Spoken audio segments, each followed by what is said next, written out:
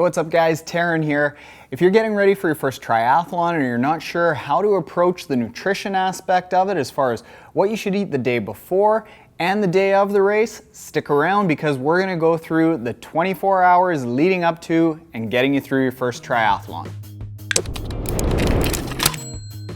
Now, addressing what beginner triathletes should be eating the day before and the day of their first triathlon, we're going to assume that you're starting with a sprint or an Olympic distance, even a super sprint. The people that start off with Ironmans and half Ironmans, they're a whole different bunch of business. So what you should be eating the day before the race is this, not a whole heck of a lot more. A lot of people think that they need to carb load a huge amount the day before a race, and that's not the case. Only eat about 10 to 15% more than you normally would. Make it carb-based as opposed to protein or fat-based because you need to replenish all your glycogen stores, get them pumped up before the race. Stay away from things like fiber, dairy, greasy foods, anything new. Basically, you don't want to be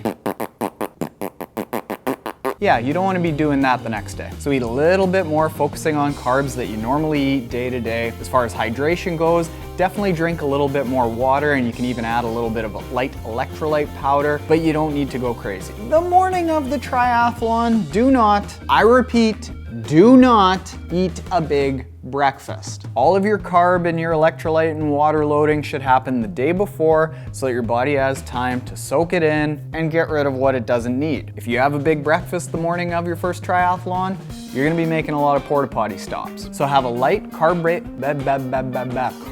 is very tough to say. Carb-based breakfast with foods that you normally eat about 4 hours before the start of your race. That'll give your body enough time to get it out of your stomach so that that breakfast isn't sloshing around when you're starting the triathlon. If it's a really hot day, something that I've had a lot of success with is something called a hyperhydrator. And what that is a really densely packed electrolyte drink that you can sip on during breakfast. And I've found that takes a lot of the aches and pains away during those hot days where you're sweating really hard, so you can give that a try. But I certainly wouldn't try that for the first time the morning of your race. Give it a try in the weeks leading up to it to see how your stomach handles it. Now, leading up to your race, what I like to do is get one of these super cheap 500 milliliter bottles that you don't mind tossing away. Fill it up with a really light electrolyte drink.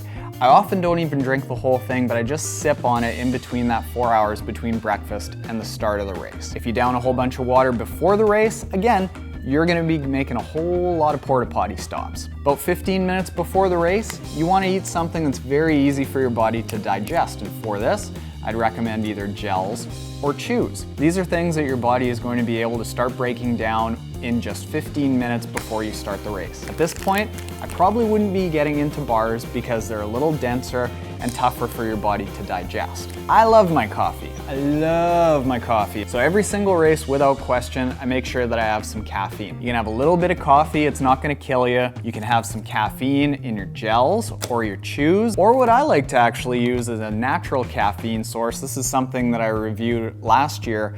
These are Vogue tabs, and this is natural caffeine that gives you the same sort of energy as caffeine, but it doesn't give you that jitteriness. So I really like that. Now, during your race, if you're going any longer than about an hour and 15 minutes, you're probably going to want to take in a little bit of calories. Even if you're going faster than that, you should probably take just a few sips of at least some light electrolyte fluid because you're gonna be sweating a lot. You obviously can't have anything during the swim, so don't worry about that. Once you hop on the bike, give your body about 5 to 10 minutes before you start taking on calories. This will allow your legs to get into a nice rhythm and allow your body to route all the blood flow where it needs to go and settle down. During the bike, definitely have a little bit of electrolyte fluid. You can sip on that probably once every 5 to 10 minutes. Make sure that you take it on, even if it doesn't feel like you need to. And then what you'll want to do is take on anywhere between about 90 and 120 calories every 30 minutes or so. How you can monitor that really easily is that the serving sizes of gels and things like chews are often portioned out in that exact calorie dose. So for every half hour,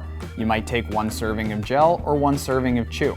Again, I would probably stay away from bars during just a sprint or an Olympic distance because it takes a long time for your body to break these down. In the last 5 minutes of the bike, you don't want to take on too much. You want to let everything just kind of settle down in your stomach and digest so that you don't have a bunch of things sloshing around in your stomach as you start the run. And then for the first 5 minutes or so of the run, again, let your blood flow, figure out where it needs to be in your body. Let your body get into a rhythm before you start taking on calories. So about 5 to 10 minutes into the start of the run, you can start taking on calories. And if it's just a sprint or an Olympic distance, you can probably get away with just stopping at every aid station to take on some Gatorade. And unless you're taking an hour and a half for the run, you probably don't need to take on much more than whatever drinks are available at the aid stations. And like I've said, with the entire plan leading up to this point, you don't need to overdo it.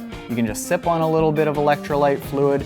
You don't even need to finish the whole cup. After the race is over, eat as much as you friggin' want, stuff your face, and be proud that you got yourself through it. There's obviously a lot of little nuances with the nutritional aspect of triathlon training. The best thing that you can do for yourself is try out a lot of things in your training. See what products work, see what timing works for you, see how many calories you can consume, work on all that, figure it out in the weeks leading up to the race, but this should get you started. As always, happy and hard training, get out there and kill your next day race.